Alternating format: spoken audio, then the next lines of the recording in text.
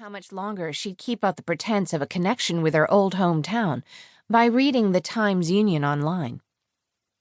She herself was only 60, though hers was the first generation to append "only" to such a sobering milestone.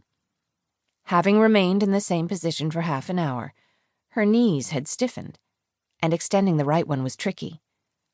Once it had seized, you had to straighten it very slowly. She never knew, either, when one of the knees would do something creepy and unexpected, suddenly go pong, seeming to slip slightly out of joint and then pop back in again. This was what old people thought about and talked about. She wished she could issue a retroactive apology to her late grandparents, whose medical kvetching she'd found so trying as a child. Underestimating the pitiless self-involvement of their nearest and dearest, old folks detailed their ailments because they assumed that anyone who cared about them would necessarily care about their pain. But no one had cared about her grandparents' pain, and now no one would care about the pain of the granddaughter, who'd once been so unfeeling. Rough justice. The segue to a stand was a success. My, what miserable achievements might pass for triumph in a few years' time. Remembering the word blender. Taking a sip of water without breaking the glass. Have you considered the timing of this announcement? She plugged in the tablet. Busy work. The battery was still at 64%. What about it? It coincides with a certain incapacity. I only stopped running myself in July. I knew you'd take this personally. That's why I dreaded telling you.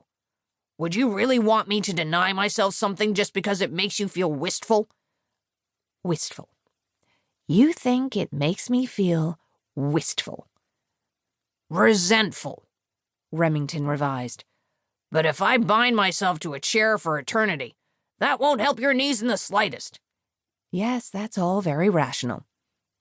You say that as if it's a criticism. So, in your view, it's irrational to take your wife's feelings into consideration. When making a sacrifice won't make her feel any better, yes.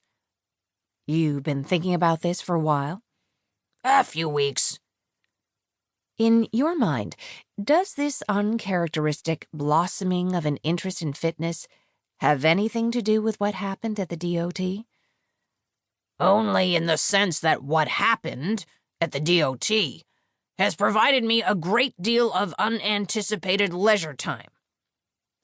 Even this brush against the subject made Remington twitchy. He chewed at his cheek in that way he had, and his tone went icy and sour, with a few drops of bitterness, like a cocktail.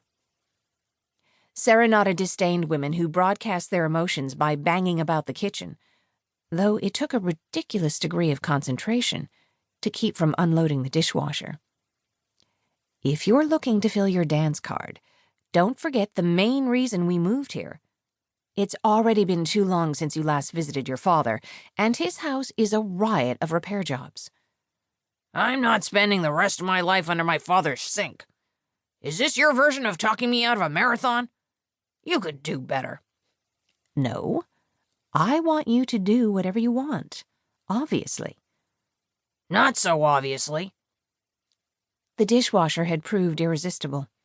Serenata hated herself. You ran for such a long time. 47 years. Her tone was clipped. Running. And a great deal else. So, maybe you could give me some pointers. Remington's suggestion was halting. He did not want any pointers. Remember to tie your shoes. There's no more to it. Look, I'm sorry you had to give something up you loved.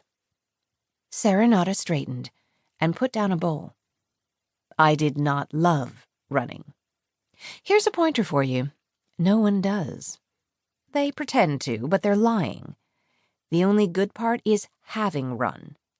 In the moment, it's dull and hard, as in effortful, but not as in difficult to master. It's repetitive. It doesn't open the floodgates of revelation, as I'm sure you've been led to expect. I'm probably grateful for an excuse to quit.